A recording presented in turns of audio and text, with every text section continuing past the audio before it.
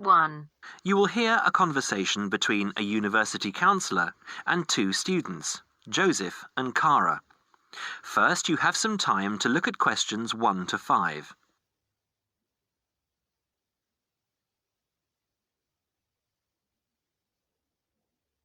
Now we shall begin. You should answer the questions as you listen because you will not hear the recording a second time. Listen carefully and answer questions 1 to 5. Hi, Joseph. How are you today? Fine, thanks. And Cara, how are you? Good. As we discussed on the phone earlier, I wanted to speak with both of you about the subjects you have chosen to study and how you are managing your time. Okay? Yes. I think so. Okay, so I'll start with Cara. You've been here for how many months now? I've been here for 6 months. How are you finding it? It's good. I'm enjoying the course. And what about life outside? Are you making friends and socializing? Not really. People here are quite closed. They don't talk to you. I see. So, what do you do after classes? I usually go home and study, and I might go out for a walk, but never really with anyone. Sometimes my roommate Louisa comes with me, but she always seems to be busy. How is this affecting your schoolwork? I don't think it is, but I miss home. Cara, what I suggest for now is that you look into joining one of the social clubs on campus. There are a variety of them. You can go camping, skiing, snorkeling, painting, dancing, reading, horse riding, rowing. There's a list on the school website. Have a look and work out which one you're interested in and which suits your timetable. You'll meet friends that way and people who have the same career interests as you. As for the subjects you've chosen for a career in microbiology, I think you should look into dropping one of your subjects and picking it up again next year as a minor. You have a lot on your plate, and this will just cause great pressure. It doesn't mean that you aren't coping, but you're doing about 10 hours more than the average student a week. Think about it, and we can make another appointment to discuss it. When are you free? I have an hour free usually on Wednesdays at 11:30. Okay, good. Come to my office at 11:45 and wait in reception. Okay? Okay, I'll see you then. Before you hear the rest of the conversation, you have some time to look at questions 6 to 10.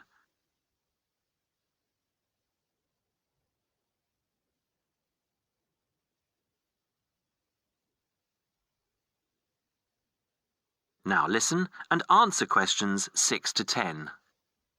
Joseph, how are you finding the university? I love it. It's very different from home. Life here is very much focused on study and also socializing through sport. People have been very friendly and curious about my culture. So, you've managed to integrate well? I think so. I've joined the rugby team, something I'd never thought I'd be interested in. And how are your studies going? I think I am doing well. I have a few assignments that need some work, but overall, I'm coping. That's good.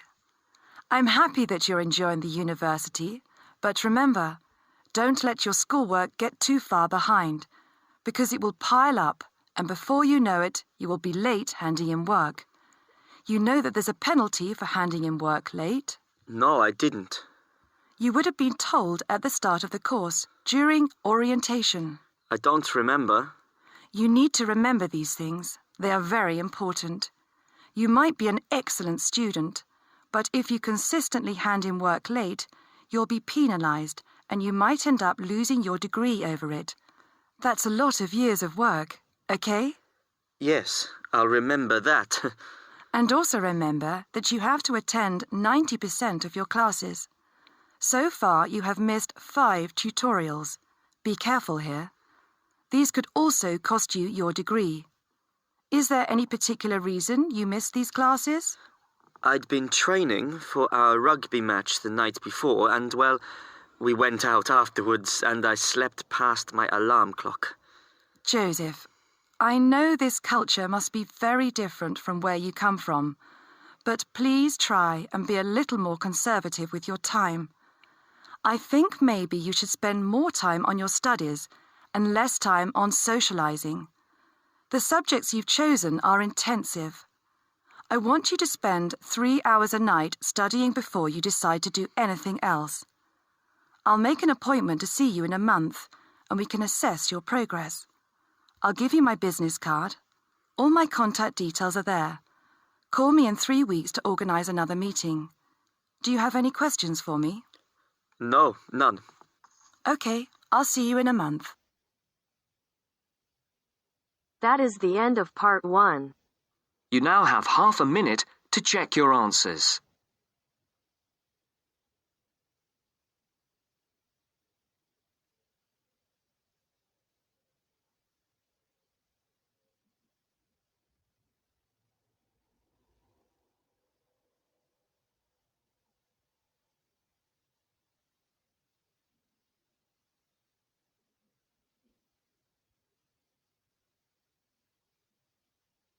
Now it turns to part 2. Part 2.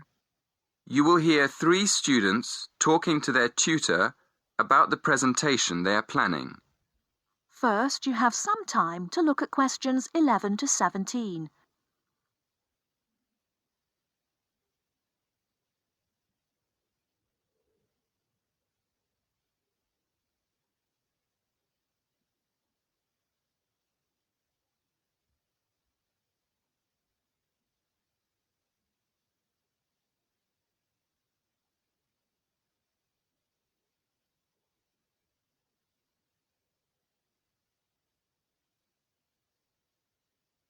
Now, listen carefully and answer questions 11 to 17. Good morning, everyone. So, you're going to tell me about your presentation. First of all, what's your topic? Did you say you were going to talk about the uses of mobile phones? Not exactly. We're actually going to explain the dangers of using mobile phones. Ah, okay. That sounds interesting. What are you going to discuss exactly? Well, we've planned to divide the presentation into 3 sections. We'll have an introduction explaining why we think it's important to understand the dangers of mobiles. Then, on the second slide, we'll have a list of the different types of danger. And then on the last slide, we're going to suggest ways of staying out of danger when you use a mobile. Yes, we want to start by telling the audience that using a mobile phone can be dangerous, and then go into more detail in the next part. Okay. But before you talk about the dangers of mobiles, I think you should mention the advantages. You could put that in your introduction. It balances up the argument a bit. Oh, yes. I see what you mean. Right, we'll do that. So, shall we have a look at your presentation? Did you bring it with you? I've got it here on a memory stick. Can we show you on your computer? Yes, that's fine. Let's have a look. Right. As you say, you're going to add the advantages of using mobile phones to the first slide. Good. Who's going to explain the second slide with all the dangers? That's me. Do you think I've got enough detail? Yes. I think there's plenty of information, but I think it's all a bit mixed up at the moment. I mean, you've got dangers like getting headaches in the same list as having car accidents and being robbed in the street. They're all different types of danger, aren't they? I think you should divide them into groups, maybe under separate titles like health, accidents, and security. Oh, right. Yes, thank you. That'll make it much clearer to the audience. Okay. Now, in the third slide, you can put your suggestions for staying away from each of these dangers under separate titles. Before you hear the rest of the talk, you have some time to look at questions 18 to 20.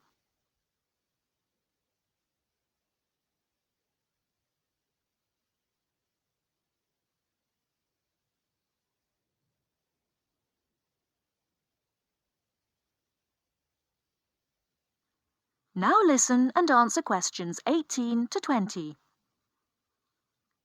Have you got any other questions? Yes. The presentation should be for 10 minutes. Is that right? Yes. But 10 minutes in total, including 3 minutes for questions. So you'll only talk for 7 minutes. That's only 2 minutes each. We won't be able to say much in that time at all. That's why you have to plan what you're going to say carefully and make sure you only include the most important information.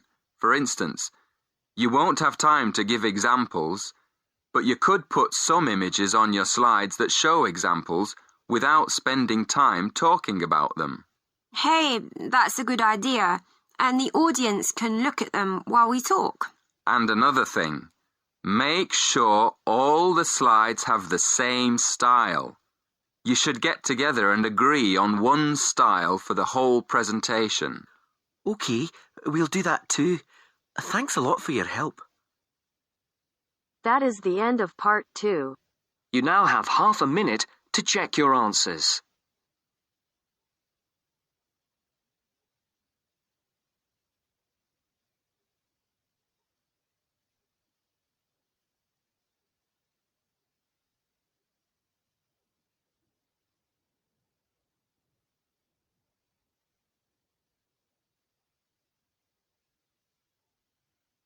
Now turns to part 3.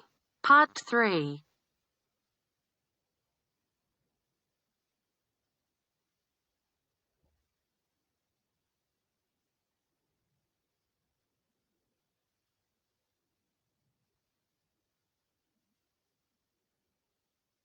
You will hear a conversation between two students, David and Claire. First, you have some time to look at questions 21 to 24.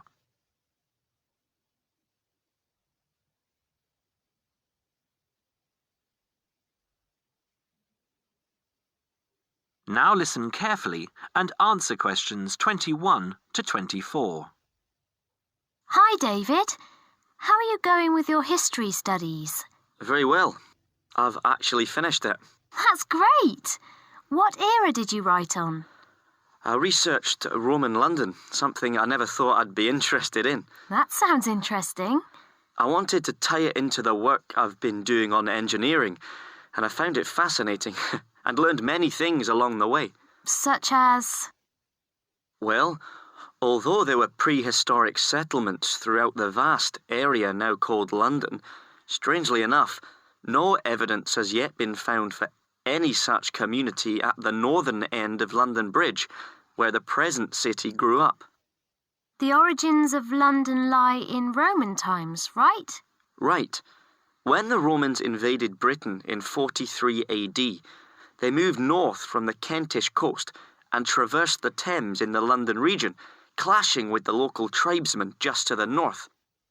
It has been suggested that the soldiers crossed the river at Lambeth, but it was further downstream that they built a permanent wooden bridge, just east of the present London Bridge, in more settled times some 7 years later. As a focal point of the Roman road system, it was the bridge which attracted settlers and led to London's inevitable growth. So, London Bridge has been there for hundreds of years? Yes, and though the regularity of London's original street grid may indicate that the initial inhabitants were the military, trade and commerce soon followed.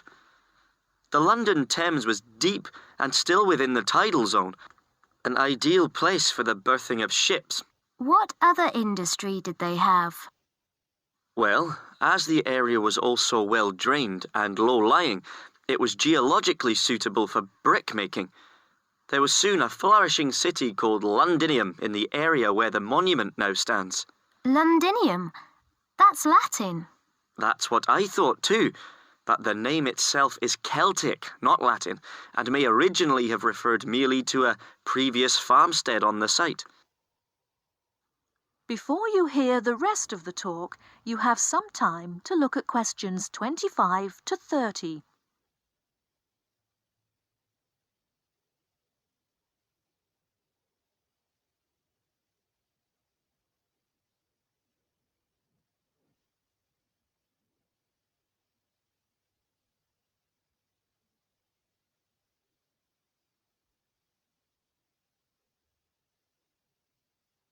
Now listen and answer questions 25 to 30. Wasn't London burned to the ground at some stage? It happened in AD 60 by the forces of Queen Boudica of the Iceni tribe from modern Norfolk, when she led a major revolt against Roman rule. The governor, Suetonius Paulinus, who was busy exterminating the Druids in North Wales, marched his troops south in an attempt to save London, but, seeing the size of Boudica's approaching army, decided he could not mount an adequate defence and evacuated the city instead. Not everyone managed to escape, though, and many were massacred. What about the beautiful old architecture? Did you research that too? I sure did. The major symbol of Roman rule was the Temple of the Imperial Cult. Emperor worship was administered by the Provincial Council, whose headquarters appear to have been in London by AD 100. A member of its staff, named Anancletus, buried his wife on Ludgate Hill around this time. Pagan worship flourished within the cosmopolitan city. A temple to the mysterious Eastern god Mithras was found at Bucklersbury House and is displayed nearby. I quite like St. Paul's. Traditionally, St. Paul's Cathedral stands on the site of a temple of Diana. Other significant buildings also began to appear in the late 1st century, at a time when the city was expanding rapidly. The Forum, a marketplace and basilica which housed the Law Courts complex at Leadenhall Market, was erected and then quickly replanned as the largest such complex north of the Alps. The Forum was much bigger than today's Trafalgar Square. Who was in charge of all the town planning at the time? Procurator Agricola. He encouraged the use of bathhouses and had a grand public suite made, which is now being excavated in Upper Thames Street. They were as much a social venue as a place to bathe. There was a smaller version at Cheapside, and in later centuries, private bathhouses were also built. Another popular attraction was the wooden amphitheatre, erected on the northwestern outskirts of the city. It's possible that gladiatorial shows were put on here, though lesser public sports, like bear baiting, may have been more regular.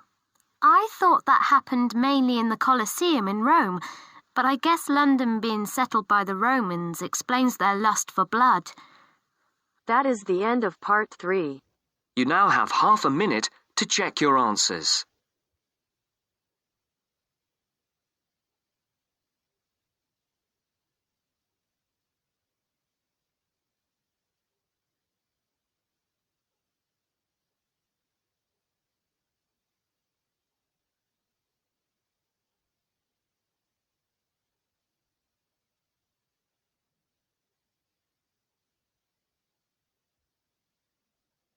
Now turns to part 4.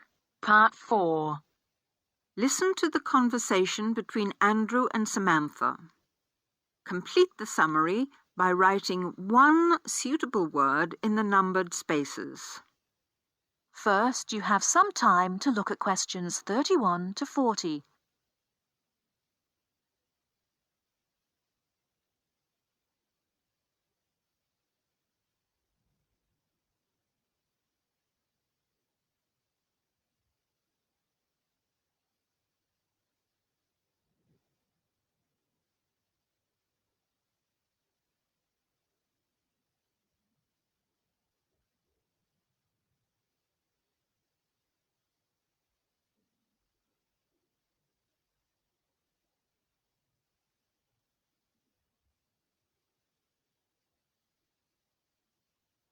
Now, listen carefully and answer questions 31 to 40.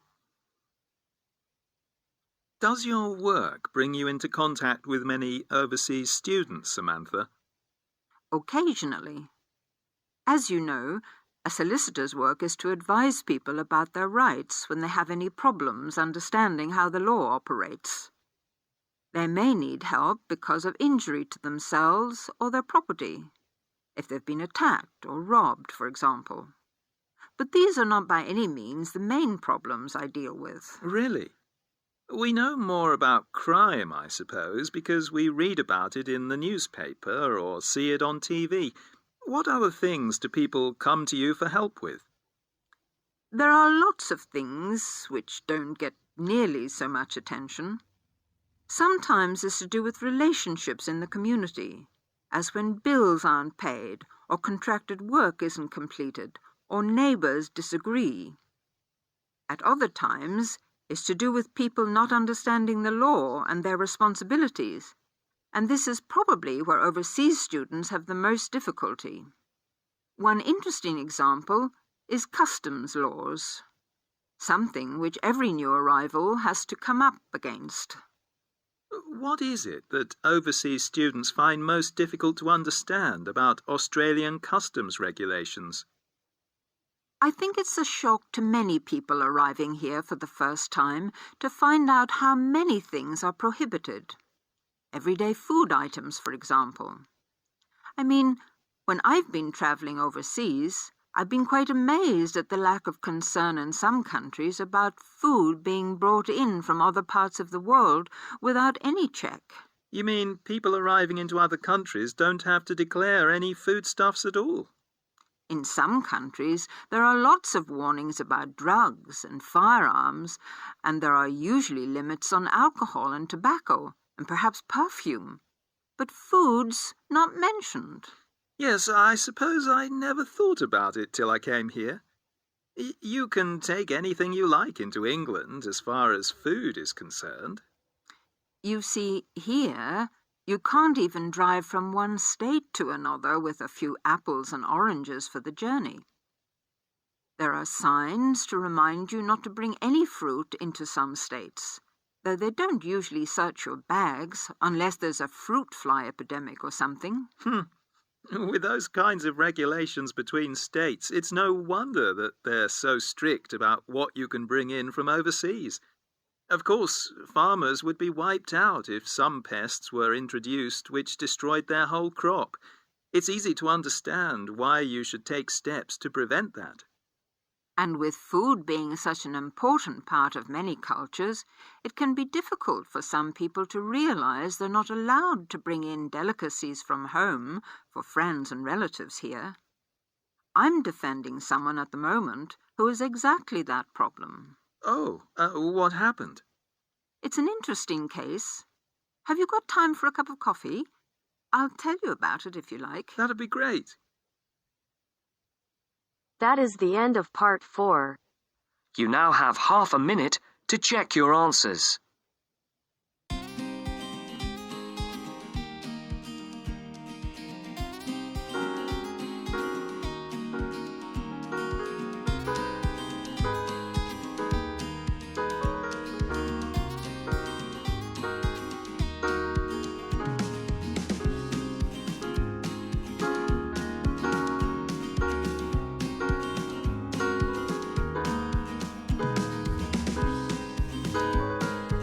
That is the end of the test.